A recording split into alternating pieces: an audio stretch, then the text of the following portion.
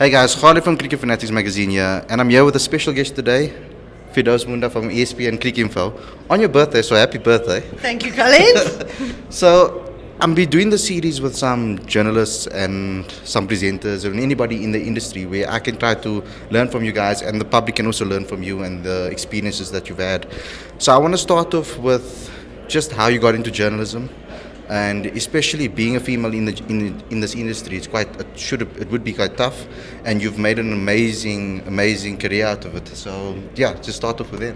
Well, thanks very much, Khalid. Very kind words. My story, it's good that we're doing it here because my story starts here at the Wanderers. Okay, cool. So I worked here as a cricket scorer when I was still at school. Yeah. And I actually, across the way in the scorer's box, my job was to do the internet scoring. So at the time, internet scoring entailed also a little bit of text commentary. Okay. So, and it was all through Cricinfo, who I still work for. So I started when I was 18, so almost half my life now. I'm not 36 yet, just by the way. And I got to know people at Cricinfo and really kind of enjoyed what they were doing. At the time, I was doing a BCom in law and economics. Okay. But I really wanted to write because I liked writing, and because I knew people at Cricinfo, I thought, hey, I'm just going to do this.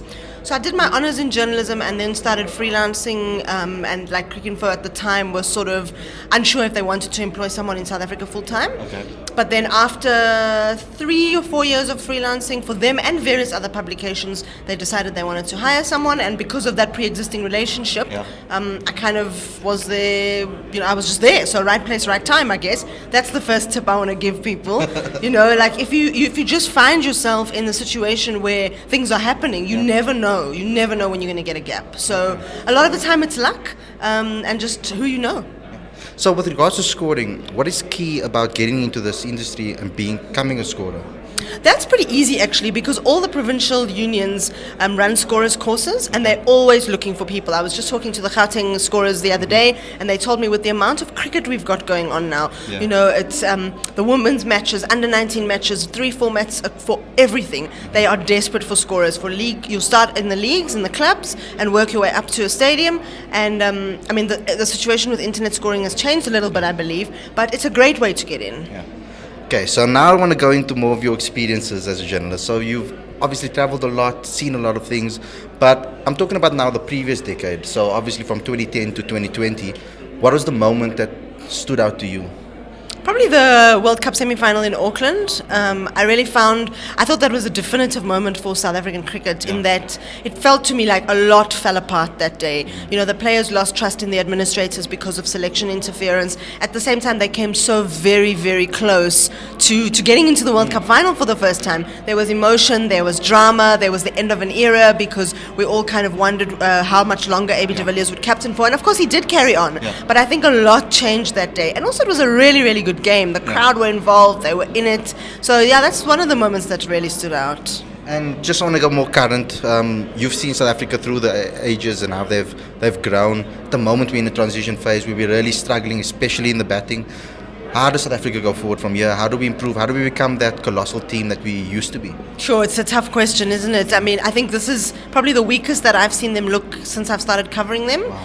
And I think it needs time. So I think they've got the right people in place now. We've got former players, and our system is even producing. Because if you look at a guy like Keegan Peterson, if you look at a guy like Gerald Coetzee or Bryce Parsons at the Under-19 World Cup, guys are there, but it's going to take time. And I think the other trouble is that teams around the world have evolved and they're getting better. So we've got a lot of catching up to do.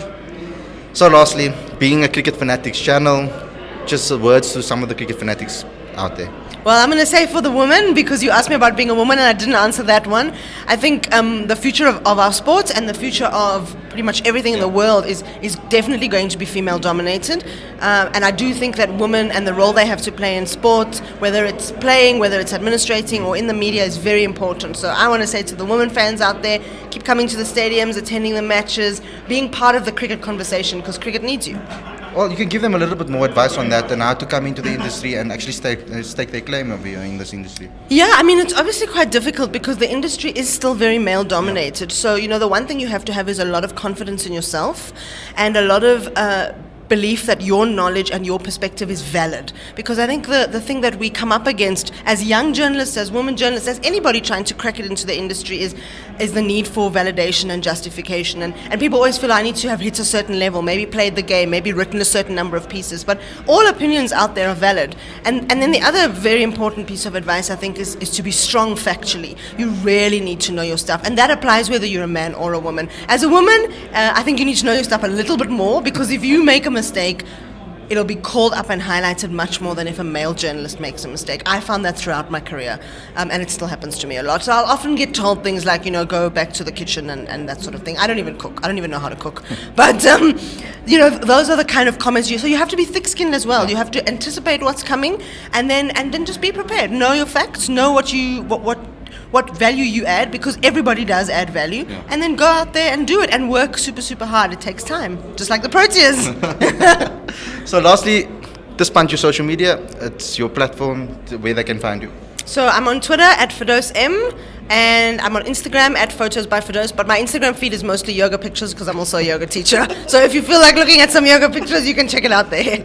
There you've had it, guys. So you know what to do. Like, subscribe, and comment in the comment section below. We'll catch you next time. Thanks.